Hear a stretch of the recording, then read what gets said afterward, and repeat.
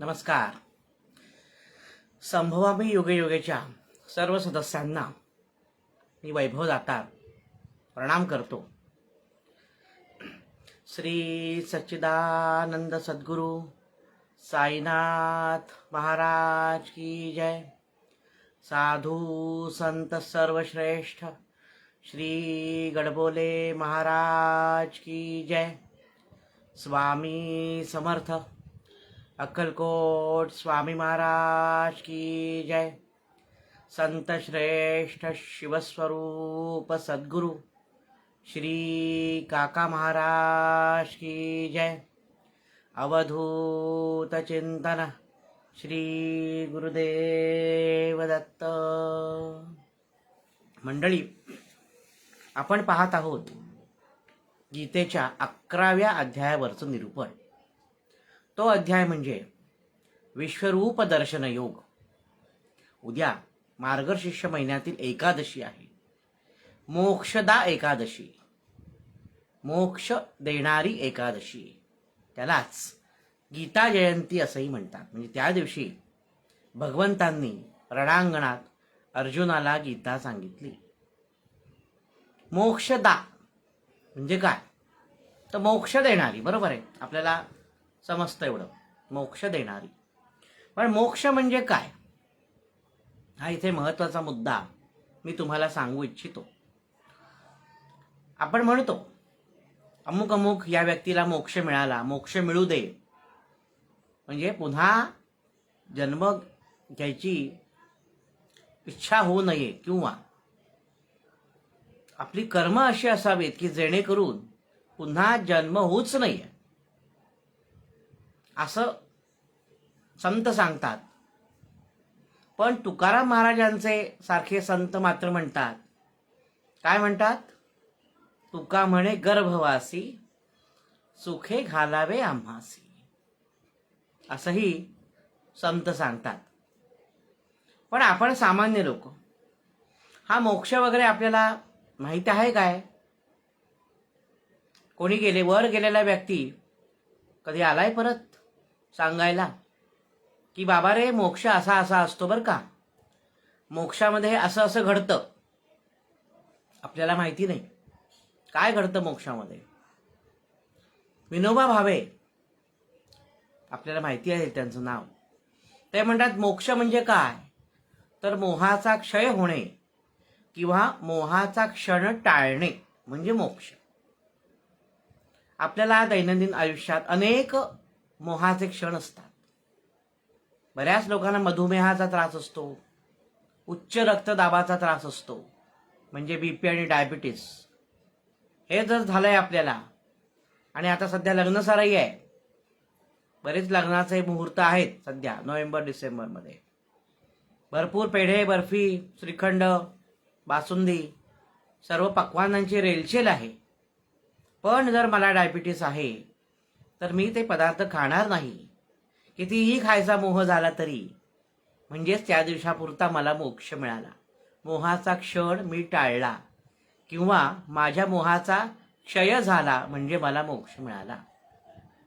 तर आपल्याला आपल्या आयुष्यातील असे मोहाचे अनेक क्षण टाळायचेत. आणि केव्हा टाळता येतील मोहाचे क्षण?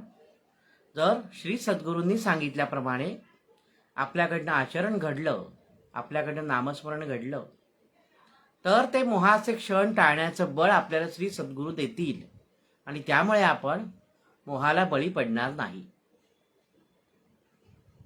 तर अशी ही उद्याची मोक्षदा एकादशी. सर्वांनी गीतेचा पाठ जरूर करा उद्या. ज्यांना म्हणता येणं शक्य असेल त्यांनी जरूर म्हणा. यूट्यूबवर पण गीतेचे अध्याय असतात. उत्तम पद्धतीने गीता शिकवणारी अनेक मंडळं पूर्ण महाराष्ट्रभर आहेत. तर आता आपण काल पोहोचलो होतो अध्यायाच्या मध्यापर्यंत, 11वा अध्याय विश्वरूप दर्शन योग.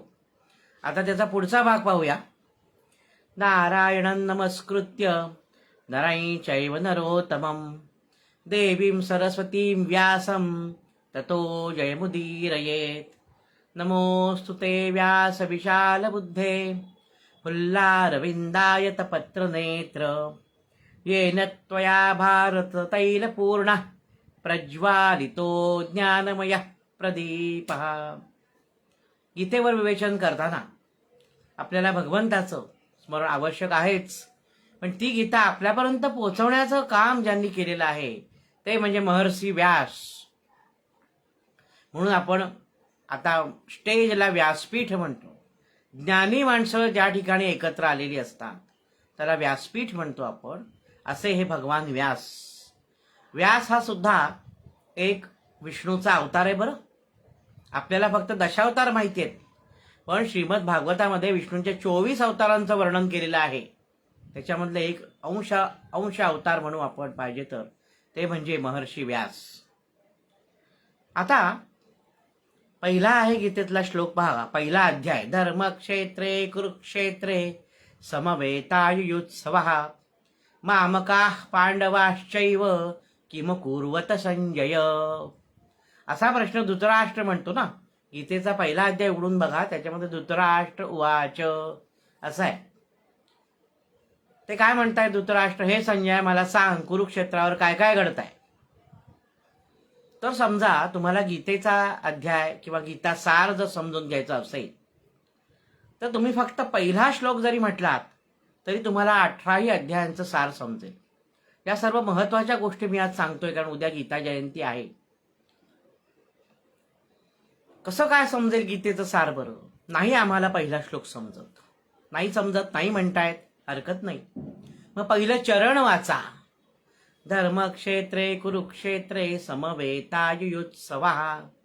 नाही हो, आम्हाला तेही समजत नाही, आम्हाला संस्कृत समजत नाही. ठीक आहे, मग पहिले 2 शब्द वाचा. धर्मक्षेत्रे कुरुक्षेत्रे. ह्याच्यातच सर्वप्रथम गीतेचं सार आहे. माहितीये का आपल्याला? 18 अध्यायापर्यंत सुद्धा जायची गरज नाही.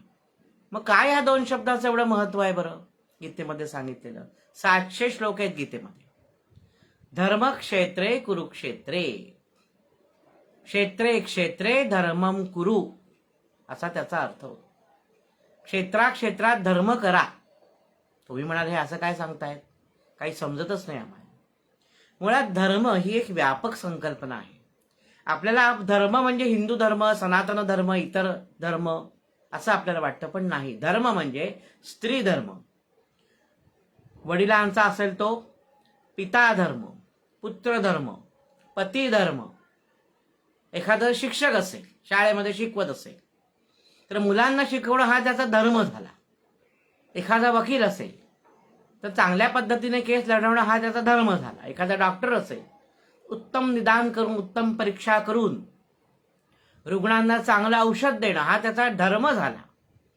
हिप्पोक्रेटिस ओथ घेतात ना डॉक्टर्स. आपल्याही ग्रुपवर आहेत काही डॉक्टर्स, त्यांना माहिती असेल. हा त्यांचा धर्म. धर्माला जागायचा आहे. म्हणजे जो आपला विहित कर्म आहे ना तोच धर्म आहे. मग क्षेत्रे क्षेत्रे धर्मं कुरु. धर्मक्षेत्रे कुरुक्षेत्रे. तुम्हाला जो व्यवसाय दिलेला आहे, तुमचं जे काम आहे ते सचोटीने करा, उत्तम प्रकारे करा. धर्म धारयती सहा धर्म. जो धारण करतो तो धर्म. मग धर्म कसा काय करायचा? त्यासाठी कर्म करावं लागतं. कर्म केल्यानंतर धर्म आपल्याला मिळतो. म्हणून हे गीतेचं सार आपण कर्मयोग म्हणतो. गीता रहस्य हा लोकमान्य टिळकांनी कर्मयोगावर आधारित दिलेला आहे. हा कर्मयोगही तितकाच महत्वाचा आहे बरं का. म्हणून ते सांगतात की क्षेत्रे क्षेत्रे धर्मं कुरु. आपापल्या क्षेत्रामध्ये आपण धर्म म्हणजे आपल्याला जे विहित कर्म आहे, शिक्षकांनी चांगलं शिकवलं पाहिजे पाट्या न टाकता. डॉक्टरांनी रुग्णांना न लुबाडता व्यवस्थित योग्य ते औषधोपचार केले पाहिजे. म्हणजे त्यांच्या क्षेत्रातला धर्म म्हणून जो सांगितला आहे ना त्याचं योग्य आचरण केलं पाहिजे. म्हणून गीता ही आपल्याला तत्वज्ञान शिकवते. म्हणजे आपण कसं वागलं पाहिजे. संकटकाळी आपली अर्जुनासारखी परिस्थिती होते. काल मी सांगितलं गीता ही सार्वकालिक आहे. कारण अर्जुनाची जी द्विधा मनस्थिती आहे ही संपूर्ण जगामध्ये आपल्याला दिसून येते ना. हे करू का ते करू. प्रत्येक माणूस हा अर्जुन असतो. प्रत्येक माणसाच्या मनात द्वंद्व चालू असतं, हे करू का ते करू. म्हणून ही गीता अतिशय महत्वाची उपनिषदांचं सार आहे. आपण गीतेच्या शेवटी म्हणतो ना उपनिषदांचं सार म्हणजे गीता. 700 श्लोक अतिशय प्रवाही.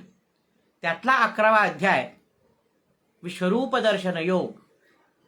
म्हणजे अगदी सगळ्यांवर कळसा अध्याय आहे. आपण पिक्चरमध्ये म्हणतो ना क्लायमॅक्स, तशा कालच्या क्लायमॅक्सला मी थांबलो होतो. मध्यांतर घेऊया म्हटलं, म्हणजे निदान आज पुढचा भाग आपल्याला बघता येईल काय आहे तो. तर आपण काल कुठपर्यंत आलो होतो ते 2 मिनिटं सांगतो. विश्वरूप दर्शन, विश्वरूप दाखवायला सुरुवात केलेलं आहे. आपण काल 33 कोटी देवतांचं गणित पाहिलं. ज्यांनी पाहिलं नसेल, ऐकलं नसेल, त्यांनी कालचा व्हिडिओ जरूर पहा, तुम्हाला समजेल काय आहे ते गणित. 33 कोटी देवांचं त्याला विश्वरूप दाखवतायत. अर्जुन बघतोय, अर्जुनाला घाम फुटलाय. अर्जुन म्हणतो नाही नाही नाही नाही, माझा कृष्ण असा नाही. अधरम मधुरम, इतका सुंदर, मधुराधिपते अखिलम मधुरम, इतका सुंदर कृष्ण आहे माझा. हे मी काय बघतोय, कराला दाढा आहे, ती माणसं जातायत, तो काळ पुरुष दाढा चावतोय, त्यात मांसाचा चिखल आहे, हाडं आहेत, हातपाय दाताच्या फटीमध्ये अडकलेले आहेत. इतकं अकराळ विक्राळ बिभत्स रूप या विश्वरूपाचं आपल्याला दिसतंय त्याच्यामध्ये. असं सगळं बघून तो अर्जुन अतिशय हातभर होतो आणि म्हणतो की तू कोण आहेस, सांग मला भगवंता. तर भगवंत काय म्हणतो, काल आपण पाहिलं, कालोस मी काळ आहे. त्यानंतर मग भगवंताचे पुढे 4 श्लोक तेही काल आपण पाहिले की तू फक्त निमित्त मात्र भवसव्य साचिन, तू फक्त निमित्त हो. कुठल्याही गोष्टीचं श्रेय स्वतःकडे घेऊ नकोस, तू निमित्त हो. तसं आपण निमित्त झालं पाहिजे. कुठल्याही प्रकारचं श्रेय न घेता. श्रेय कोणाला द्यायचं, तर श्रेय श्री सद्गुरूंना द्यायचं. त्यांनी आपल्याकडनं करवून घेतलंय, आपण फक्त निमित्त मात्र आहोत. ही भावना, ही जाणीव आपल्याकडे सदोदित पाहिजे. सदोदित आपल्याला ती जाणीव पाहिजे की मी निमित्त मात्र आहे, मी काही केलेलं नाही. आणि मग अर्जुन उवाच, इथपासून सुरुवात करूयाच. अर्जुन उवाच, वायुर्यमोऽग्निर्वरुणः शशाङ्कः प्रजापतिस्त्वं प्रपितामहश्च नमो नमस्तेस्तु सहस्रकृत्वा पुनश्च भूयोऽपि नमो नमस्ते. अर्जुन सांगतोय त्याला काय काय दिसतंय विश्वरूपात. तर वायू दिसतोय प्रचंड. आपल्याला माहिती आहे, भूगोल शिकलोय ना आपण. खारे वारे, मतलई वारे, गरजणारे 40, खवळलेले 50, रोअरिंग 40s वगैरे. आठवण एकदम आपल्याला, भूगोलाचा तास चालू की काय असं वाटेल, शिकलेलो आपण. पण ब्रह्मांड पुराणात 49 म्हणजे 49 प्रकारचे वारे सांगितलेले आहेत. असे विविध प्रकारचे वारे त्या अर्जुनाला या विश्वरूपामध्ये दिसत आहेत. वायुर्यमोग्निर, वायू, यम, हा यम दिसतोय, कराल काळ दिसतोय, अग्नी वरुणा, वरुण दिसतोय, शशांका, शशांक म्हणजे काय, चंद्र. कसं नाव पडलं पहा. आता परवा दत्त जयंती आहे 4 तारखेला. सगळ्यांनी चंद्राचं दर्शन घेऊन पहा कसा दिसतो चंद्र. चंद्रावर डाग आहेत, बरोबर. त्या डागांना कशाचा आकार आहे, सशाचा आकार आहे. शशहा म्हणजे ससा, संस्कृत शब्द. अंक म्हणजे मांडी, अंक, अंक म्हणजे मांडी. ससा ज्याच्या मांडीवर बसलाय तो शशांक. आणि तो जो ससा आहे ना, तो ससा म्हणजे पृथ्वीचं दुसरं रूप आहे बरं का. आपला हा विषय नाही आहे आज, म्हणून मी अधिक काही सांगत नाही. त्यावेळेचं संशोधन केलेलं आहे मी. माझ्या इतर अनेक व्याख्यानांमध्ये मी ते संशोधन सांगत असतो की पृथ्वीचं रूप म्हणजे ससा कसा, चंद्राला शशांक का म्हणतात. आत्ता आपण फक्त अर्थासाठी घेऊया. प्रजापतिस्त्वं प्रपितामहश्च, प्रजापती आहेस, प्रपिता आहेस, आजोबा पणजोबा सगळे दिसत आहेत मला तुझ्यामध्ये. नमो नमस्ते सुसहस्रकृत्व, पुन्हा पुन्हा पुन्हा पुन्हा तुला 1000 वेळा मी नमस्कार करतो. पुनश्च भूयोऽपि नमो नमस्ते, पुन्हा पुन्हा पुन्हा पुन्हा मी तुला नमस्कार करतो असं अर्जुन म्हणतोय. नमः पुरस्तादथ पृष्ठतस्ते, नमोस्तुते सर्वत एव सर्व. तुला पुढूनही नमस्कार आणि तुला मागूनही नमस्कार. का असं, कारण वर्तुळाकार आहे ना आपली, मंडलाकार संस्कृती आहे आपली. हिंदू सनातन धर्म हा मंडलाकार आहे. आम्हाला वर्तुळाची व्याख्या येते, आम्हाला वर्तुळ शिकवलेलं आहे. आम्हाला शून्य शिकवलेलं नाहीये, लक्षात घ्या. आपल्याला पूज्य शिकवलेलं आहे. आपली शून्यवाद नाही, आपला पूर्णवाद आहे. म्हणून ओम पूर्णमदः पूर्णमिदं पूर्णात् पूर्णमुदच्यते पूर्णस्य पूर्णमादाय पूर्णमेवावशिष्यसे. Energy cannot be created, cannot be destroyed. We can see different forms of the energy. हा न्यूटनचा लॉ माहिती आहे ना आपल्याला, माहिती असेल सगळ्यांना, आपण शाळेत शिकलेलो आहोत. न्यूटनचा लॉ हेच सांगतो जे आपल्या उपनिषदांमध्ये सांगितलंय. पूर्णच आहे. सद्गुरू असे पूर्ण असतात. महासागरातनं बालदीवर पाणी काढून घेतलं तरी महासागराला त्याचं काही वाटत नाही, आणि बालदीवर पाणी ओतलं तरी महासागराला काही वाटत नाही. तर असा हा अनंत आहे. तो त्याला पुढूनही नमस्कार मागूनही नमस्कार, कारण कळतच नाही अर्जुनाला. तो नक्की माझ्या पुढे बसलाय, मागे पाहिलं तर मागे, पुढे पाहिलं तर पुढे, डावीकडे उजवीकडे सगळीकडे तोच भरून राहिलाय. विश्वरूप अनंत वीर्यामित विक्रमस्त्वं सर्वं समाप्नोषि ततोऽसि सर्वः, असं म्हटलेलं आहे पुढे. आता मात्र हे जे पुढचे काही श्लोक आहेत ते अत्यंत काळजीपूर्वक ऐका. इथे हा अध्याय का महत्वाचा, तर इथे कृष्णाचं आणि अर्जुनाचं नातं बदलत जातं बरं का. आतापर्यंत अर्जुन त्याला आपला सखा समजत होता, आपला मित्र समजत होता. पण हे विश्वरूप दाखवल्यावर अर्जुनाच्या लक्षात आलं की आपल्याबरोबर जो आहे तो असा सामान्य नाही, तो असामान्य आहे. दाखव म्हटल्यानंतर त्याने डायरेक्ट मला विश्वरूपच दाखवलं. आणि हे मी काय बघतोय, आणि त्याची मानसिक तयारीच झाली नव्हती अर्जुनाची हे पाहण्याची. तर तेव्हा अर्जुनाच्या एक मोठी चूक लक्षात येते, आणि ती चूक तो ह्या पुढच्या श्लोकामध्ये कबूल करतो बरं का. म्हणजे चूक कबूल करायला सुद्धा, माफी मागायला सुद्धा मनाचा मोठेपणा असावा लागतो, आणि तो अर्जुनाकडे होता. काय चूक आहे, काय म्हणतो अर्जुन, नीट लक्ष देऊन ऐका. हा श्लोक खूप महत्वाचा आहे. सखेति मत्वा प्रसभयदुक्तम, हे कृष्ण हे यादव हे सखेति, अजानता महिमानंत वेदम, मया प्रमादात प्रणयेन वापि. फार सुंदर श्लोक. या श्लोकापासून अर्जुन आणि कृष्ण यांचं नातं बदलत जातं. काय आहे अर्थ पाहू.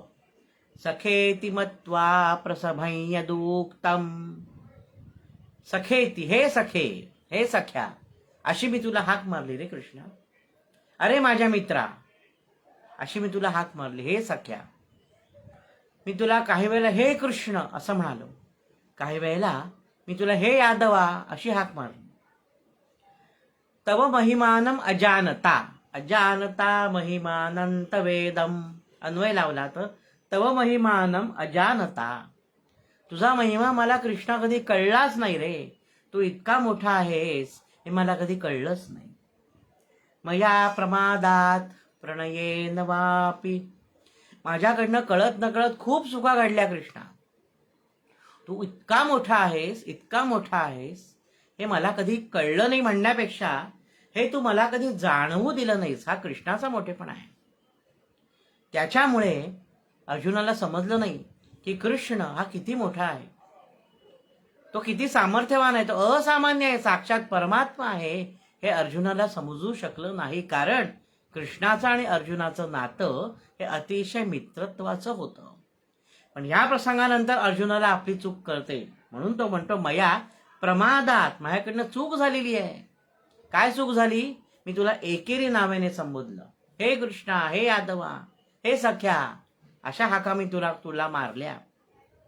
आणि अर्जुन पुढे म्हणतो, पुढे काय घडलं, यच्चावहासार्थमसत्कृतोऽसि विहारशय्यासन भोजनेषु, एकोऽथवाप्यच्युत तत्समक्षं तत्क्षामये त्वामहमप्रमेयम्. तो म्हणतो, अरे कृष्णा, विहार तुझ्याबरोबर मी फिरलो, खूप फिरलो. आता तर तू माझा सारथी झालायस. शय्या, एकाच पलंगावर मी तुझ्याबरोबर, तुला सांगितलं थोडासा सरक, मलाही निजायचंय, मलाही आडवं पडायचंय. आसन, काही वेळेला एकाच आसनावर आपण दोघे बसलो, म्हणजे एकाच आसनावर म्हणजे काय म्हणायचंय, एकाच पातळीवर आपण दोघे बसलो. खरं म्हणजे अर्जुनाची पातळी खाली पाहिजे. मी कृष्ण जर पलंगावर बसला तर अर्जुनाने त्याच्या पायाची पाटावर बसणं गरजेचं आहे. पण कृष्ण पलंगावर बसला तर मित्रत्वाच्या नात्याने अर्जुन सुद्धा त्याची शेजारी पलंगावर बसला. म्हणजे आसन आणि भोजन, त्यावेळेला भगवंताच्या हातातला घास सुद्धा त्याने घेतलेला आहे काढून, की अरे मला पण दे बघू थोडासा.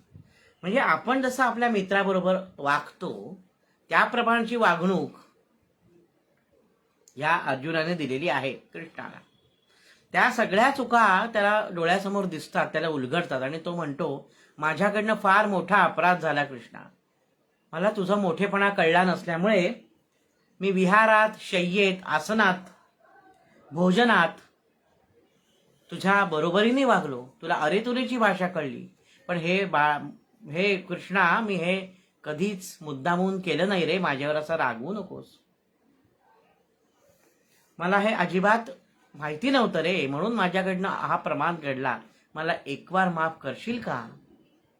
असं अर्जुन तिथे म्हणतोय. कृष्णाचं ते रूप पाहून बघा, आपल्याला माहितीये की काही वेळेला माणसं खूप मोठी असतात, पण ती इतकी सामान्य असतात की आपल्याला त्यांचा मोठेपणा ते कधी जाणवू देत नाहीत. शेजारी बसलेला माणूस इतका विद्वत्तेचा असेल हे आपल्याला समजतही नाही, कुठेही बडेजाव नाही, कुठेही शहाणपणाचं बोलणं नाही, अतिशय शांत, अतिशय साधेपणाने त्या माणसांची वागणूक असते. परंतु काही गोष्टींमुळे आपल्याला त्या माणसांचा मोठेपणा कळतो आणि तेव्हा आपल्याला वाटतं, अरे किती साधे आहेत हे, एवढे मोठे आहेत का? तसंच अर्जुनाचंही झालं. त्याच्यामुळे तो म्हणतो की बाबा मला माफ कर. अदृष्ट्वपूर्वं हृषितोऽस्मि दृष्ट्वा भयेन च प्रव्यथितं मनो मे तदेव मे दर्शय देवरूपं प्रसीद देवेश जगन्निवास. हे जगन्निवासा, अदृष्टपूर्वम, जे आजपर्यंत मी पूर्वी कधीही पाहिलं नाही ते रूप आज तुम्हाला दाखवलंस. विश्वरूप कोणी पाहिलं नव्हतं विश्वरूप. हृषितोऽस्मि दृष्ट्वा, ते पाहून मला अतिशय हर्ष झालेला आहे. पण हे इतकं महाभयानक आणि प्रचंड विश्वरूप पाहून भयेन च प्रव्यथितं मनो मे, माझं मन व्यथित झालं, माझं मन भयग्रस्त झालं. मला भीती वाटायला लागली की अरे मी काय मागितलं आणि हे मला काय दिसतंय. त्यामुळे काय कर आता कृष्णा, अर्जुनाच्या मागण्या काही संपत नाहीत बरं का. कृष्ण दाखवलंच रूप, बाबा रे आता दर्शय देवरूपम, मला तुझं देवरूप दाखव, मला आता कृष्णरूप दाखव. मला विश्वरूप पाहायचं नाही, मी पाहिलं, मला आता थरथरायला लागलो, मी तुझे मला रूप बघवत नाहीये. प्रसिद्ध देवेश जगन्निवास, हे जगन्निवासा प्रसन्न हो आणि मला तुझं मूळ रूप दाखव. तो म्हणतो अर्जुन की आता काय करायचं. तर इथे माऊलींची फार सुंदर ओवी आहे. म्हणे केवढे गगन येत होते, ते कवणे नेले पा केवते, ती चराचर महाभूते काय जाहली. त्याला प्रश्न पडला, महाभूत दिसत नाहीयेत आणि एवढं मोठं प्रचंड गगन होतं तेही दिसत नाहीये, कुठे गेलं कुठे सगळं हे, सगळीकडे मला विश्वरूपच भरून दिसतंय. 188वी ओवी आहे ज्ञानेश्वरीत. मी काल म्हटलं होतं की 11वा अध्याय एका बाजूला गीतेचं पुस्तक आणि दुसऱ्या बाजूला ज्ञानेश्वर माऊलींचा 11वा अध्याय ज्ञानेश्वरीचा. हे जर तुम्ही वाचलत, कारण रीडिंग बिटवीन द लाईन्स हे माऊलींनी लिहिलेलं आहे. अर्जुनाच्या मनाची जी अवस्था आहे ती त्यांनी सुंदर पद्धतीने रेखाटलेली आहे. भगवंताचा बोध सुंदर पद्धतीने रेखाटलेला आहे, कारण माऊलींनी सविस्तर पद्धतीने लिहिलेली आहे ती. 9000हून अधिक श्लोक आहे ज्ञानेश्वरीमध्ये. पण रणांगणावर एवढं रीडिंग बिटवीन द लाईन सांगायला ना अर्जुनाला वेळ होता ना श्रीकृष्णाला, म्हणून त्याने एकामागोमाग एक श्लोक सांगितलेत. पण त्या 2 श्लोकांचा अर्थ लावायचा कसा, त्याचा ध्वन्यार्थ काय आहे, त्याचा गूढार्थ काय आहे, त्याचा वाच्यार्थ काय आहे, हे समजून घेणं गरजेचं आहे. त्याच्यासाठी आपल्याला ज्ञानेश्वरीचा उपयोग नक्की होईल. ज्यांना इच्छा आहे, जिज्ञासा आहे, त्यांनी ज्ञानेश्वरी जरूर वाचावी. मग तू कसा आवास मला, अर्जुन म्हणतो की तुझं हे बास आता विश्वरूप, तू पूर्ण रूपात ये, कसा दिसशील तू मला, कसा आवास. किरीटिनं गदिनं चक्रहस्तं इच्छामि त्वां द्रष्टुमहं तथैव तेनैव रूपेण चतुर्भुजेन सहस्रबाहो भव विश्वमूर्ते. हे विश्वमूर्ते, हे सहस्रबाहू असलेल्या हे विश्वमूर्ते, तू आता हे रूप आवर्त घे पुन्हा मूळ स्वरूपात. आणि कसा पाहिजे? किरीटिनम, मुकुट असलेला, गदिनम, हातात गदा असलेला, चक्रहस्त, हातात चक्र असलेला, असं तुझं रूप पाहण्याची मला इच्छा आहे. इच्छामी त्वाम द्रष्टुमहं तथैव. असं रूप तू मला तुझं दाखव, चतुर्भुज रूप, असं तो कृष्णाला सांगतो. पण कृष्ण सुद्धा तितकाच दयाळू हो. आपल्यासारखा माणूस असता तर म्हणायचं काय कटकट आहे, एकदा सांगतो विश्वरूप दाखव, एकदा म्हणतो मला हे सांग, एकदा म्हणतो मला गुह्य ज्ञान दे, एकदा म्हणतो विश्वरूप दाखव. दाखवल्यानंतर हा घाबरला अर्जुन, घाबरून आता म्हणतो बास बास बास, मला तुमचं पूर्ण मूळ रूप दाखव. हे काय चाललंय का? याच्या मागण्या काही संपत नाही. हे दाखव, एकदा ते दाखव, जा चालतं, मी काही दाखवणार नाही. आपण असतो तर असं म्हटलं, सारखं काय तू मला सांगतोयस. पण ते भगवंत अतिशय दयाळू. ते काय म्हणतात पुढच्या श्लोकात?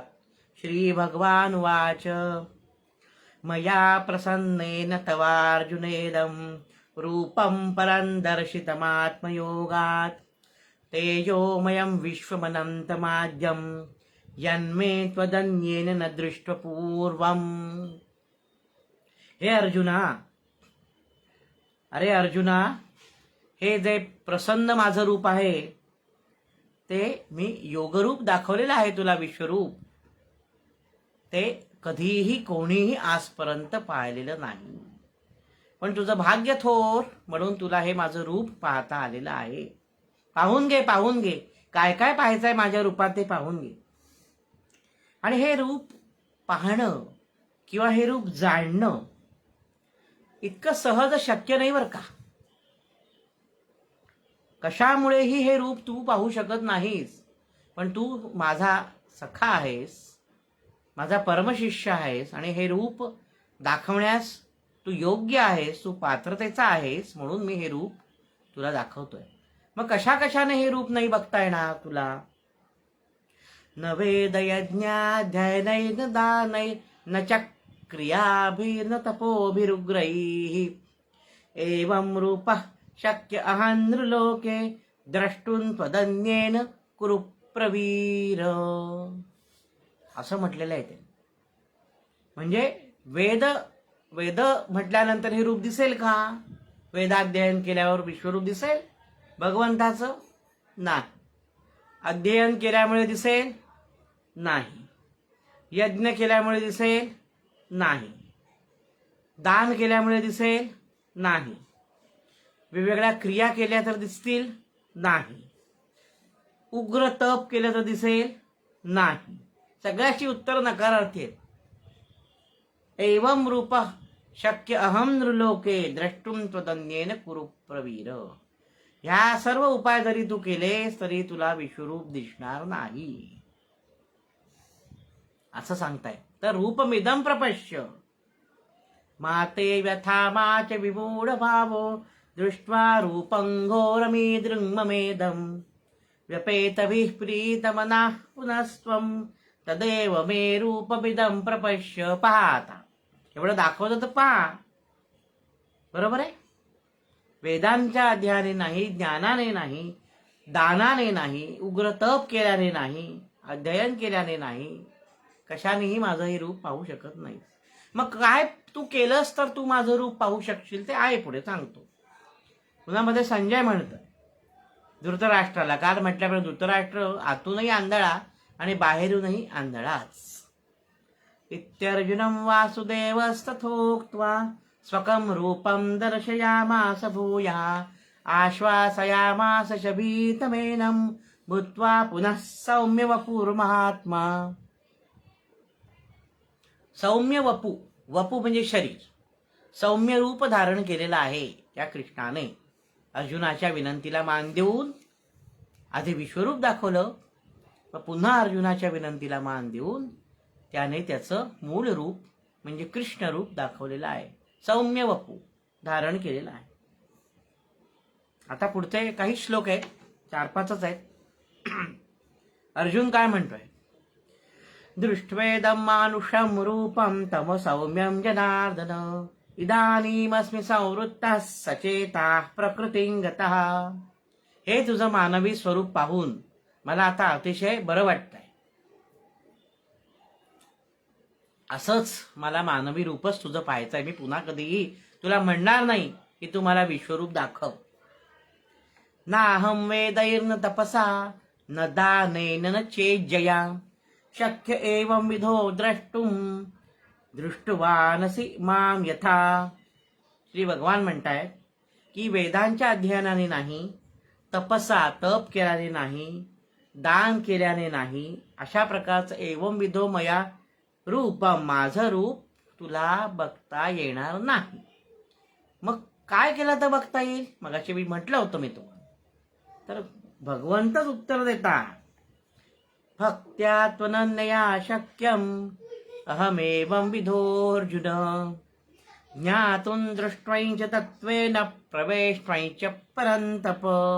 हे परंतपा, हे अर्जुना, एकच गोष्ट केलीस तर तू माझं रूप पाहू शकशील, विश्वरूप. कुठली गोष्ट? भक्त्या, भक्तीने. जर तू भक्ती केलीस तरच तू माझं विश्वरूप पाहू शकशील. बाकी कुठल्याही उपायाने तुला माझं विश्वरूप पाहता येणार नाही. ह्या श्लोकामध्ये भगवंत पुढच्या श्लोकाची हिंट देतात. आताच्या बाबतीत 10वा अध्याय काय आहे माहिती आहे तुम्हाला? विभूती योग. मासानाम मार्गशीर्षोहम आता चालू आहे. मार्गशीर्ष. ऋतूनाम कुसुमाकरः. असे सगळे श्लोक आहेत. मी ह्याच्यात आहे, मी त्याच्यात आहे, मी त्याच्यात आहे, मी त्याच्यात आहे, असं सगळं भगवंत सांगतात. मग अर्जुन म्हणतो मला हे प्रत्यक्ष पाहता येईल का? तू कशा कशात आहेस ते? विभूती योग सांगून झाला. अर्जुन म्हणतो कशा कशात आहेस तू सांगितलंस, पण मला बघता येईल का? विश्वरूप दर्शन योग 11वा अध्याय. 11व्या अध्यायाच्या शेवटून दुसरा श्लोक आहे हा 54वा. त्याच्यामध्ये भगवंत म्हणतात की हे रूप फक्त तू भक्तीनेच पाहू शकशील बरं का. पुढचा अध्याय कुठचा आहे मग? 12वा. भक्ती योग. अशा प्रकारे त्या अध्यायांची लिंक सुद्धा आपल्याला गीतेमध्ये दिसते. किती विविध पद्धतीने तुम्हाला गीतेचा अभ्यास करता येईल. प्रत्येक वेळी ती तुम्हाला नवीन भासेल. प्रत्येक वेळी तुम्हाला समजेल आपण काहीतरी नवीन शिकलोय. म्हणून तर ती सार्वकालिक आणि सार्वत्रिक आहे ना. आज 5000 वर्षांहून अधिक काळ लोटला तरी गीतेतले श्लोक शिळे झाले नाहीत. कोणाला वाटलं नाही असं श्लोक बदलावा. तसेच्या तसे वर्षानुवर्ष ते श्लोक आहेत आणि माणसांना त्यातनं प्रेरणा मिळते, मार्गदर्शन मिळतंय. तर फक्त भक्तीची आवड भारी प्रभूला, भक्तीची आवड भारी. रुक्मिणीच्या एका तुळशी दळाने, रुक्मिणीच्या एका तुळशी दळाने तुळीला गिरिधारी प्रभूला, तुळीला गिरिधारी प्रभूला. भक्तीची आवड भारी प्रभूला, भक्तीची आवड भारी. परमपूज्य कलावती आईंनी त्यांच्या एका पुस्तकामध्ये हा अभंग लिहिलेला आहे. भक्तीची आवड भारी प्रभूला, भक्तीची आवड भारी.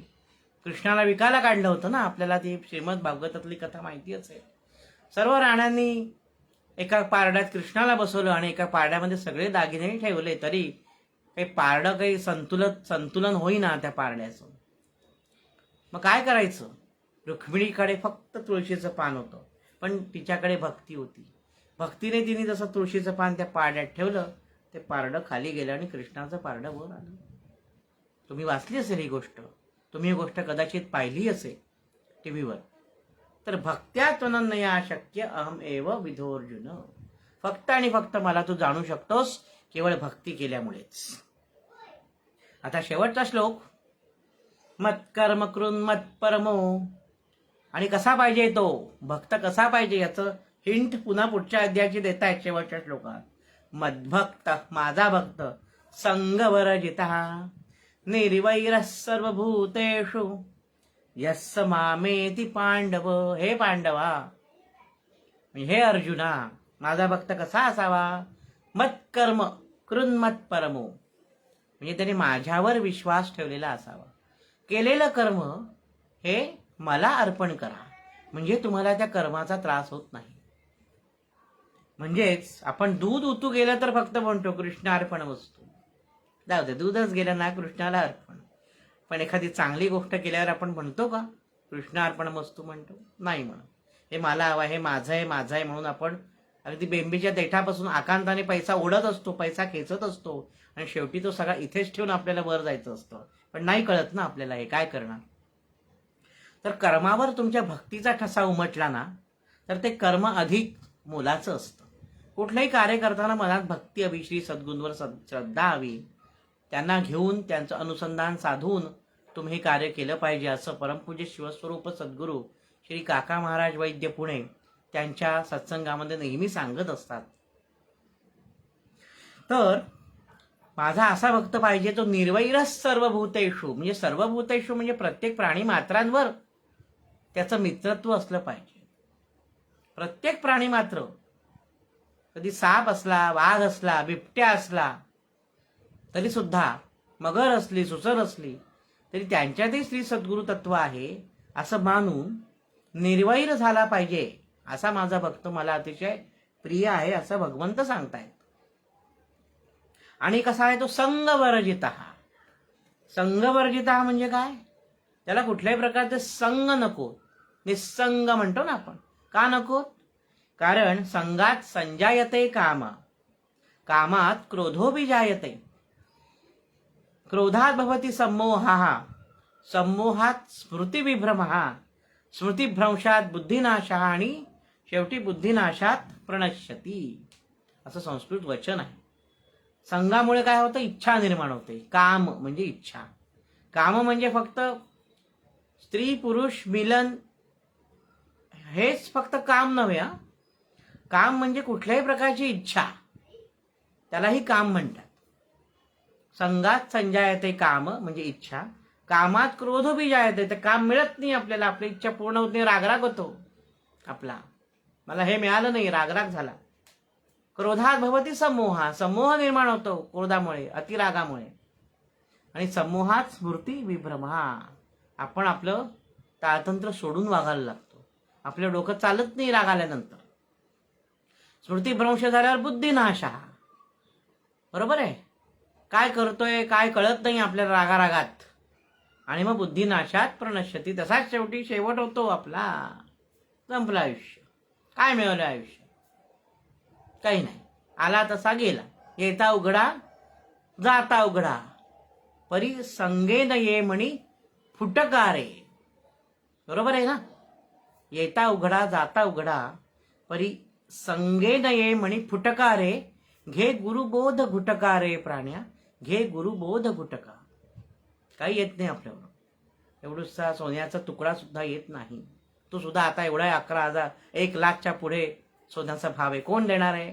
प्रेताच्या तोंडात सोन्याचा तुकडा सांगा मला. नाही देणार.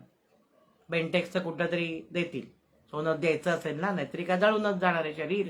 मग कशाला हवंय खरं सोनं? सोन्याचे भाव पहा किती गगनाला भिडले. ते सुद्धा आपल्याबरोबर येत नाही. काय येतं? मग श्री सद्गुरूंनी दिलेला आशीर्वाद, आपण केलेली उपासना, ती सगळी आपल्याबरोबर वर येते वर. तर अशा प्रकारे माझा भक्त असा निसंग असावा, निर्वैर असावा, तर तो मला अतिशय प्रिय आहे, असं त्यांनी शेवटच्या 55व्या श्लोकात भगवंतांनी सांगितलेलं आहे 11व्या अध्यायाच्या. अशा प्रकारे हा 11वा अध्याय इथे संपतोय.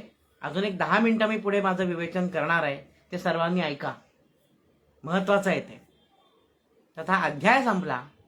ओम तत्सदिति श्रीमद्भगवद्गीतासु उपनिषत्सु ब्रह्मविद्यायां योगशास्त्रे श्रीकृष्णार्जुन संवादे विश्वरूपदर्शन योगो नाम 11ोऽध्यायः. श्रीकृष्णार्पणमस्तु. शुभं भवतु. अध्याय इथे पूर्ण झालेला आहे आपला. हे सर्व अध्याय आपण 18 अध्याय आहेत पूर्णपणे गीतेचे, बरोबर आहे. आपल्याला माहिती असतील अध्याय, काही जणांनी पाठही असतील, काही बऱ्याच लोकांचे पाठही असतील. आता पुढचे एक 10 मिनिटं मी या 18 अध्यायांचं सार तुम्हाला थोडक्यात सांगणार आहे, कारण उद्या गीता जयंती आहे. संपूर्ण गीताची 3-3.5 तास लागतात म्हणायला आपल्याला, पूर्ण गीता म्हणायची असेल तर. ते भगवंताने सांगितलेले आहे. पण 18 अध्यायांचं थोडक्यात सार कसं आपल्याला, कारण अध्याय मोठे मोठे आहेत, बरंच त्याच्यावर तत्वचिंतन आहे, त्याच्यामध्ये काही वेदांत आहे, सांख्य योग आहे, दुसरा अध्याय कर्मयोग आहे, भक्तियोग आहे, ज्ञानयोग आहे, राजविद्या राजगुह्य योग आहे, क्षेत्रज्ञ योग आहे, त्याच्यानंतर दैवासुर संपद विभाग योग, बरेच आहेत अध्याय. पण मग त्यातलं सार काय घ्यायचं? ही गीता जर आपल्याला आचरणात आणायची असेल तर त्याचं सार काय, तर ते सार आता मी तुम्हाला थोडक्यात सांगतो पुढची 10 मिनिटं आणि थांबतो. एक गेली 2-3 वर्ष प्रत्येकाच्या व्हॉट्सअपवर एक पोस्ट फिरते बघा. ही लघुगीता खूप सुंदर आहे, कोणी लिहिली आहे माहिती नाही, तुमच्या सगळ्यांच्या व्हॉट्सअपवरही आली असेल. पण आनंदाची गोष्ट अशी की ही जी कोणी लिहिलेली जी गीता आहे, लघुगीता, ही माझ्याकडनं भगवंताने लिहून घेतलेली आहे. पण कोणीतरी माझं नाव काढून ती तशी पोस्ट 2 वर्षापूर्वी फॉरवर्ड केली आणि ती तशीच पोस्ट फिरते आणि ती पोस्ट मला पण येते. मग पोस्ट पाठवणाऱ्याला म्हणतो हे माझ्याचकडनं भगवंताने करून घेतलेलं आहे, निमित्त मात्र भव सव्य साचिन, मी फक्त निमित्त आहे. कारण आताच्या लोकांना ते सार कळावं म्हणून 18 श्लोक आणि शेवटचा एक काय म्हणू आपण भगवंतासाठी श्लोक लिहिलेला आहे, तो मी माझ्याकडनं लिहून घेतला गेला, भगवंताचीच कृपा. असे 19 श्लोक आहेत, त्याच्यामध्ये सर्व गीतेचं सार, आणि त्याच्यामध्ये शेवटी माझं नाव आहे. पण खालचं नाव काढल्यामुळे कळत नाही हा कोणाचं नाव आहे. ते आता पाहू आपण. ही तुमच्या सगळ्यांच्या व्हॉट्सअपवर आलेली असेल, नसेल आली तर उद्या दिवसभरात येईल, पहा, कुठून ना कुठून तरी ती फॉरवर्ड होईल. तर आपण काय आहे ते पहा. पहिला अध्याय कुठचा आहे? अर्जुन विषाद योग. अध्याय मी आपल्याला माहिती असेल, अध्यायातले महत्वाचे श्लोक घेऊन त्याच्यामधलं विवेचन आहे. कुरुक्षेत्री धर्म युद्ध होतसे, संजय सांगे धृतराष्ट्रासी, आप्तेष्टा पाहुनी विषाद होई, अर्जुन टाकी धनुष्यासी. सगळं अध्यायाचं सार आलं बरोबर. त्याला विषाद झालाय, आप्तेष्ट समोर आहेत, मी कसं युद्ध करू, काय करू, हा सगळा प्रश्न अर्जुनाला पडलाय. अर्जुनाला विषाद झाला आणि त्याने शस्त्र खाली ठेवलं आणि बसला मटकन रथामध्ये, मी युद्ध करणार नाही. पुढचा सांख्य योग. आत्मा शाश्वत देह नश्वर, जाणून घे तू अंतरी, हर्ष शोक त्यजुनी निर्विकार हो, ज्ञानी जनांसम आचरी. सांख्ययोग सांगितलंय. आत्मा शाश्वत आहे, देह नश्वर आहे, तू जाण. त्याच्यामुळे तू असं मानू नकोस की मी यांना ठार केलं तर हे कर्म माझ्यावर उलटेल, हिंसेचं पातक माझ्याकडनं घडेल, असं तू अजिबात समजू नकोस. कारण आत्मा शाश्वत, तू आत्म्याला मारत नाहीयेस, तू देहाला मारतोय, नश्वर देहाला मारतोयस. हर्ष शोक सगळं काही नष्ट करून टाक, सगळ्याचा त्याग कर आणि निर्वैर सर्वभूतेश, निर्वैर हो, त्याचप्रमाणे निस्संग हो, निर्विकार हो, आणि मग तू आता ज्ञानीजनांसारखा वाग आणि तुझ्या या संपूर्ण कौरव सेनेचा नाश करून टाक. पुढचा अध्याय कर्मयोग. आपल्याला माहिती आहे गीतारस. कर्मफलाशा सोडून पार्था, करावे आपुले विहित कर्म, कर्म अकर्म द्वैत नुरे मग, निष्काम मने आचरावा धर्म. कर्माचं फळ काय येईल? कर्मण्येवाधिकारस्ते मा फलेषु कदाचन. आपण म्हणतो की कर्म करत राहायचं, पण फळात आपण अडकून पडायचं नाही. तेच सांगितलं इथे की कर्मफलाची आशा सोडून तू कर्म कर, म्हणजे द्वैत तुझ्या मनात निर्माण होणार नाही. पुढचा अध्याय ज्ञान कर्म संन्यास योग. चातुर्वर्ण्य जरी असती मानवा, विभागणी असे गुणाप्रमाणे, जन्माने न ठरे वर्ण कधी, ठरतो जो तो कर्माप्रमाणे. आपल्या कर्मानुसार आपला वर्ण ठरतो. ब्राह्मण कुळात जन्माला आला म्हणजे तो ब्राह्मण नाही. जर त्याने ब्रह्म जाणलं असेल तरच तो ब्राह्मण. आपल्याला गोष्टी माहिती आहेत. विश्वामित्र कोण होते? आपण विश्वामित्र ऋषी म्हणतो, पण मुळात ते क्षत्रिय होते. परशुराम कोण होते? परशुराम जन्माने ब्राह्मण होते, पण त्यांनी क्षत्रिय धर्म अंगीकारला होता. म्हणून माणसाचा जो वर्ण आहे तो चातुर्वर्ण्य जी पद्धत आपल्याकडे होती ती अशी कोणाची हेळसांड करण्यासाठी, कोणाला कमी लेखण्यासाठी नव्हती. हा अपप्रचार आपल्या संस्कृतीत खूप मोठ्या प्रमाणावर आहे बरं का. पुरुष सूक्त तुम्ही ऐकलं असेल, पुरुष सूक्तावर टीका करणार आहेत का, तर म्हणे पद्भ्याम शूद्रो अजायता असं लिहिलंय म्हणे. अर्थ जाणून घ्यायचा प्रयत्न केलाय का कधी तुम्ही? पद्भ्याम शूद्र अजायता म्हणजे काय? ब्राह्मणोस मुखमासीत असं आहे सगळं वर्णन. मी आता सगळं सांगत नाही, आपला विषय पुरुष सूक्त नाहीये. पण पद्भ्याम शूद्रो आणि क्ष नाही, हा तर श आहे. पद्भ्याम शूद्र अजायता, शूद्र पायापासून निर्माण झालेले आहेत. म्हणजे कमी नव्हेत ते. समाज पुरुषाची उभारणी जर पाहिली तर शूद्र हे पाया आहेत. पाया कसा भरभक्कम पाहिजे तर आपल्याला उभं राहता येईल ना. पाय कमकुवत असेल तर राहता येईल उभं. समाज पुरुष उभा आहे. समाज पुरुषाच्या पायाशी कोण आहेत, तर शूद्र आहेत. कारण त्यामुळे समाज रचना चांगल्या पद्धतीने चाललेली आहे. मी शूद्रांना किती मान दिलेला आहे पहा. पण अपप्रचार कसा करतात, पायापासून निर्माण झालेला आहे. तसं नाही. उर मांड्यांपासून कोण निर्माण झालं, वैश्य म्हणजे व्यापारी, बिझनेसमन आताच्या भाषेत. बिझनेसमनला काय करायला लागतं, बिझनेसमनला गल्ल्यावर बसायला लागतं, बिझनेसमनला रिव्ह्यू घ्यावे लागतात, त्याच्यानंतर सर्व्हे करावा लागतो. तर बिझनेस कसा वाढवायचा, एक्सपान्शन कसं होईल बिझनेसचं, हे बिझनेसमन ठरवतो. त्यासाठी मांड ठोकून एका ठिकाणी बसावं लागतं, मांडी घालून, तर आपल्याला व्यवस्थित सर्व गोष्टींचा अंदाज येतो. म्हणून मांडीपासून वैश्य उत्पन्न झाले. बाहूपासून कोण उत्पन्न झाले, क्षत्रिय. कारण त्यांच्या बाहूंमध्ये ताकद पाहिजे, त्यांना युद्ध करायचं आहे, त्याच्यामुळे ते क्षत्रिय उत्पन्न झाले. अशा पद्धतीने समाज पुरुषाची रचना या पुरुष सूक्तात सांगितलेली आहे. आणि त्याचा पाया आहे पद्भ्याम शूद्रो अजायता, पायापासून शूद्र निर्माण झाले. शूद्र हे अतिशय मोलाची कामगिरी आहे त्यांची, म्हणून त्यांना पायापाशी ठेवले. पण आपल्याकडे कुठलीही गोष्ट मुळातून न समजून घेता, मनुस्मृती न वाचताच जाळली जाते. अशी परिस्थिती दुर्दैवाने आताच्या सगळ्या आपण समाज परिस्थिती आपली अशी आहे. अर्थ समजून न घेताच एक बोंब मारतो म्हणून दुसरा बोंब मारायला सुटतो. पण तुम्हाला कळलंय का त्यातलं काही तत्वज्ञान? तुम्ही त्याच्यामागे सखोल अभ्यास केलाय का कधी, असं विचारलं तर कोणाला काही उत्तर देता येत नाही. पुढचा अध्याय आहे कर्म संन्यास योग. संन्यस्त वृत्ती मनी धरी तू, सोडून दे भय चिंता, प्रेम द्वेषा त्यजून देही, ध्यान करी तू लक्ष्मीकांता. भय चिंता, भय चिंता, माझं कसं होईल, मला मुलं बाळ होतील की नाही, मग त्यांचं कसं होईल, तर कुठल्या शाळेत जातील, 10वीला किती मार्क पडतील, कॉलेज कसं मिळेल, मग लग्न होईल का, लग्नानंतर त्यालाही मुलं मला नातवंड होतील का, मग ती परदेशात जाऊन शिकून येतील का, आपलं काही संपायचं नाही. त्याच्यामुळे तू संन्यास वृत्ती मनी धर आणि त्याप्रमाणे कार्य कर, म्हणजे तुला त्रास होणार नाही. आत्मसंयम योग.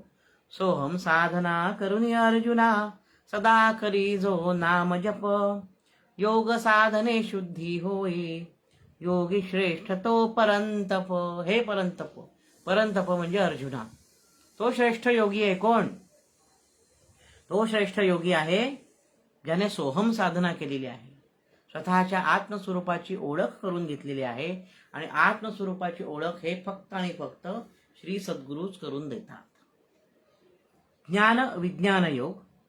सृष्टी पालन करीतो मी रे, चराचरी व्यापुनी उरतो, माझे चिंतन जो करी निशिदिनी, मोक्ष धाम तो पावतो. किती सोपे सोपे शब्द आहेत. मी सृष्टीचं पालन करतो, मी चराचरात व्यापून आहे, जळी स्थळी काष्टी पाषाणी सर्वत्र सद्गुरु तत्व आहे. पण जो कोणी निशिदिनी, याच्या खाली अंडरलाईन, बोल्ड आणि इटॅलिक, आता जेव्हा निशिदिनी, आज केलं उद्या विसरला असं नाही, रोज जो माझं ध्यान करील तो मोक्षाला प्राप्त होतो, त्याला मुक्ती मिळते. पुढे अक्षर ब्रह्मयोग. भजन कीर्तनी काळ घालवी, अंतसमयी जो नाम स्मरे, मद्रूपी एक रूप होई तो, सुटतील जन्म मरण फेरे. जो कोणी भजन कीर्तनात काळ घालवतो आणि अंती माझे नाव घेतो, अंतसमयी जो नाम स्मरे, त्याचे जन्ममरणाचे फेरे सुटतात असं अक्षर ब्रह्मयोगात सांगितलंय. त्या अध्यायाचं सार आहे. म्हणजे सर्व पाप करायची शेवटी नारायणा विठ्ठला केशवा म्हणायचं असं नाही हा त्याचा अर्थ. नाही काय एवढंच सांगितलं ना गीतेत, शेवटी नाव घ्यायचं. माग आधी शिव्या दिल्या तरी चालतील. शेवटी गजानना गजानना म्हटलं की गजानन येईल धावून, कृष्णा कृष्णा म्हटलं तर कृष्णा धावून येईल. आपण अजामिळ नाही. अजामिळाची गोष्ट तुम्हाला माहिती असेलच काय होती ती, भागवतात आहे. हा सुंदर गोष्ट. या गोष्टींपर्यंत खूप काही शिकण्यासारख्या आहेत, बोध घेण्यासारखा आहे. तुम्हाला सांगतो शेवटच्या क्षणी भगवंताचं नाव आपल्या मुखातून येत नाही, कारण आधी कधी घेतलेलं नसतं ना. मग शेवटी एका म्हातारे आजोबा असतात, मरणासन्न अवस्थेत, डोळे मिटून आता आत्ता जात आहेत का 5 मिनिटांनी जात आहेत, वाके वाके वाके वाके वाके म्हणत झोपलेले असतात.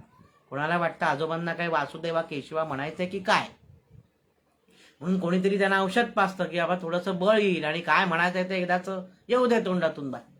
औषध त्याचं काम करतं. ते आजोबा म्हणतात वासरू केरसुणी खाताय, वासरू केरसुणी खाताय, वाके वाके.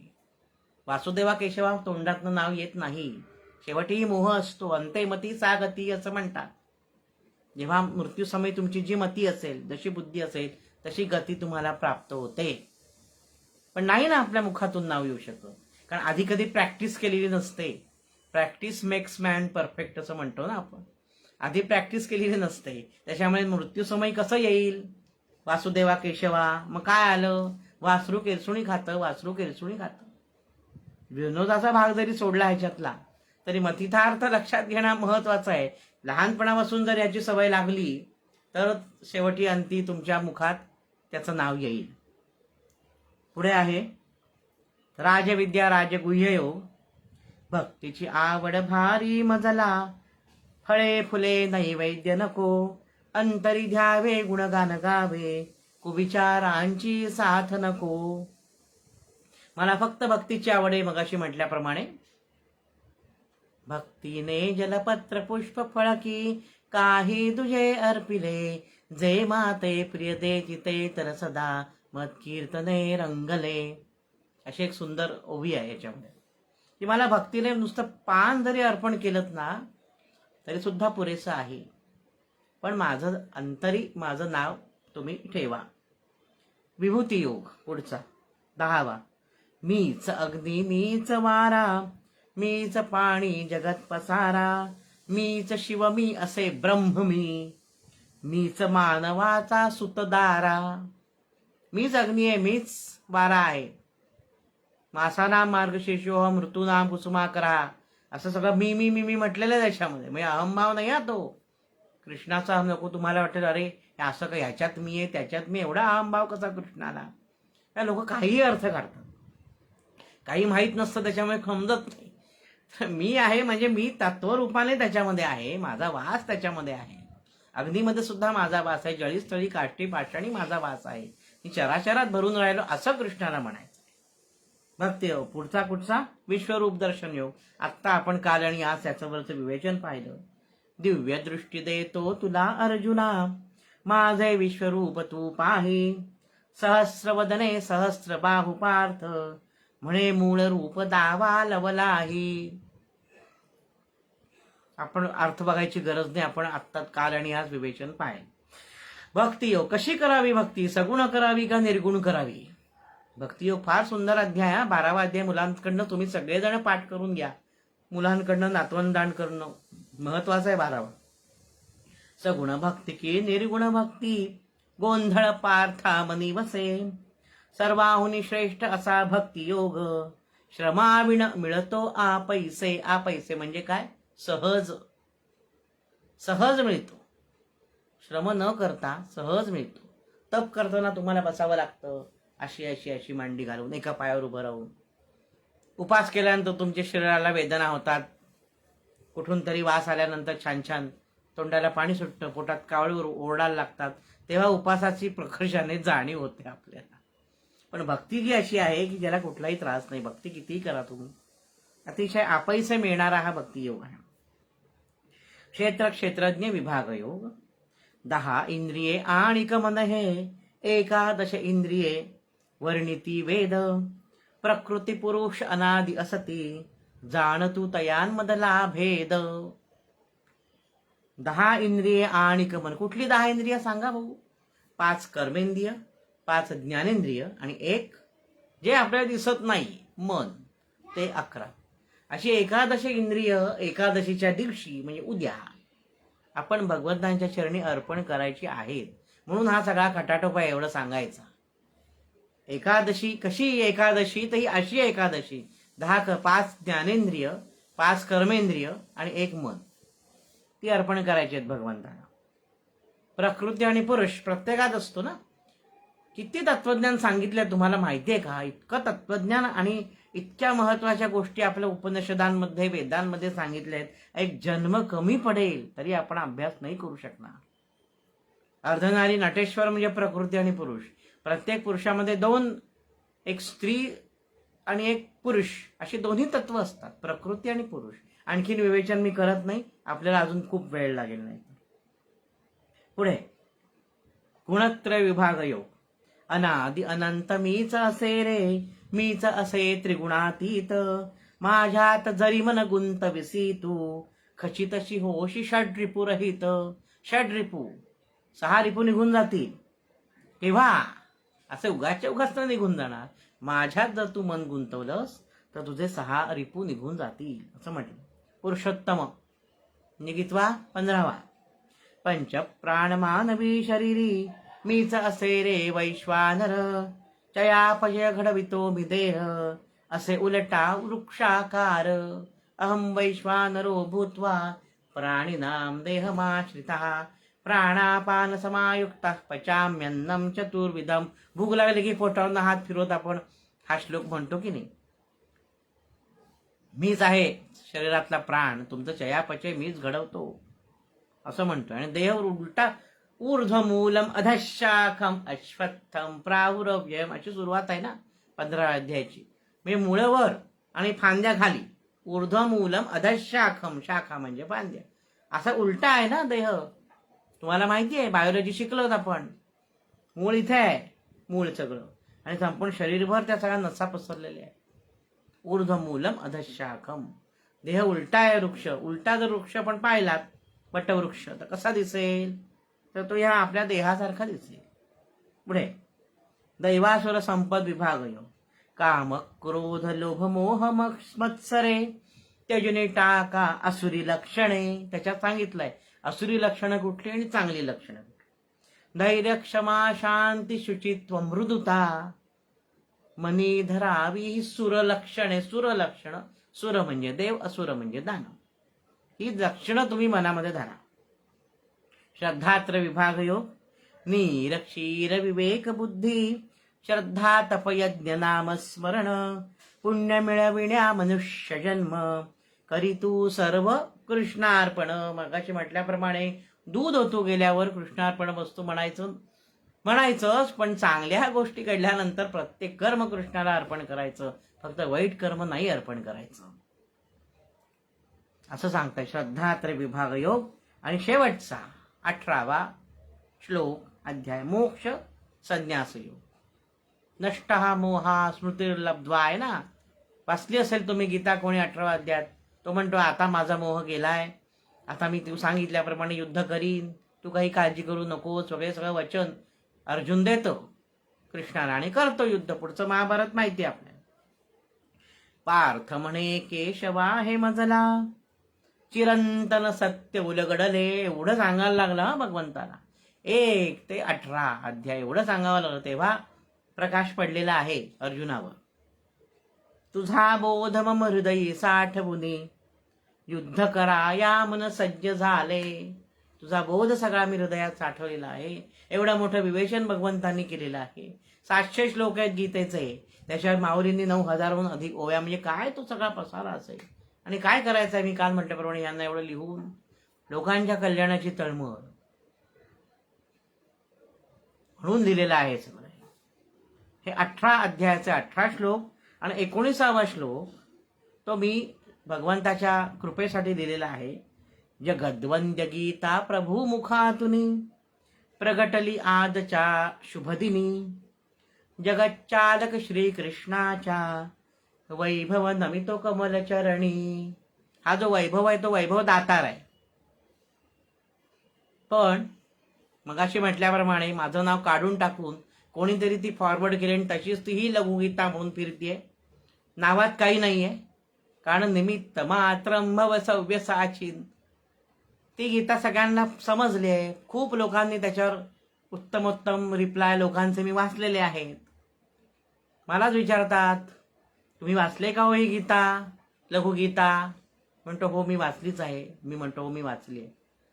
माझं नाव काढून टाकलं ह्याच्याबद्दल माझा तिळमात्रही माझा काही कांगावा नाहीये, माझी काही अडचण नाहीये, मला काही प्रश्न नाही आहेत, मला वाईट मुळीच वाटत नाहीये. उलट आनंद आहे की सर्वांपर्यंत पोचते गीता आणि त्याचा अर्थ सुलभ सोप्या मराठी भाषेमध्ये समजतोय. पूर्ण श्लोक संस्कृत असल्यामुळे समजत नाहीत. त्याच्या ज्ञानेश्वरांनी भावार्थ दीपिका ही टीका मधल्या टी दीर्घ, हे जे आपण टीव्हीवर बघतो ते टीका मधल्या टी रस्व माहितीच नसतो फरक. टीका असं सोडले म्हणतात टी दीर्घ लिहितात. टीका लिहिली म्हणजे त्याच्यावर विवेचन दिलेलं आहे. टीका आणि टीका म्हणजे जे पक्ष एकमेकांवर राजकीय पक्ष करत असतात ती वेगळी. तर ही जी टीका लिहिली श्रीमद भगवद्गीतेवर भावार्थ दीपिका सोपं करून सांगितलं. ती कळे नाही म्हणून विनोबा भावेने गीताही लिहिली. गीतेची बरीच व्हर्जन आले आताच्या भाषेत. तर हे त्यातल्या त्यात सर्वसामान्यांना समजेल असं सोपं लिहिण्याचा प्रयत्न भगवंताच्या आणि श्री सद्गुरूंच्या कृपेने माझ्याकडनं घडली. ही सेवा सर्वांपर्यंत पोहोचते याचा आनंद आहे. बरोबर आपल्याला आता 1 तास झालेला आहे आणि संपूर्ण अध्यायाचं सार 18 अध्यायांचं सार आपण पाहिलं. उद्या गीता जयंती आहे. सर्वांनी जास्तीत जास्ती ज्यांना शक्य असेल त्यांनी जे मॅक्झिमम जेवढे अध्याय येत असतील तेवढे वाचा. पूर्ण म्हणता आली तर 3.5 तास लागतात म्हणा. नाही म्हणता आली तर पहिला अध्याय वाचा, तो सोपा आहे. 12वा सोपा आहे, 15वा सोपा आहे, त्याच्यामध्ये श्लोक कमी आहेत. आणि सर्वांचं कल्याण होऊ दे, सर्वांना या गीतेतून चांगला बोध मिळू दे, हीच भगवंताचरणी प्रार्थना आहे. ओंकारजी दामले आपले ॲडमिन समूहाचे आणि प्रशांत दादा शिंदे यांच्या सहकार्यामुळे त्यांनी मला इथे आज बोलण्याची संधी दिली. याबद्दल ओंकारजी दामले आणि प्रशांत दादा शिंदे यांचे मी आभार मानतो आणि सर्वांना शुभेच्छा देतो.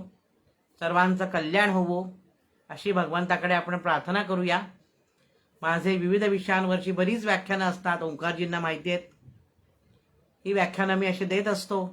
कोणाला व्याख्यानासाठी संपर्क साधायचा असेल तर माझ्याशी जरूर संपर्क साधा. मी तिथे येऊन प्रवचन, व्याख्यान, कीर्तन, समाज प्रबोधनाचा कार्यक्रम माझं सुरू असतात. ज्यांना इच्छा असेल त्यांनी जरूर संपर्क साधा. आणि आता मी थांबतो. सर्वेपि सुखिनः सन्तु, सर्वे सन्तु निरामया, सर्वे भद्राणि पश्यन्तु, मा कश्चित् दुःखितो भवेत्. अवधूत चिंतन श्री गुरुदेव दत्त. कृष्णार्पणमस्तु, कृष्णार्पणमस्तु, कृष्णार्पणमस्तु.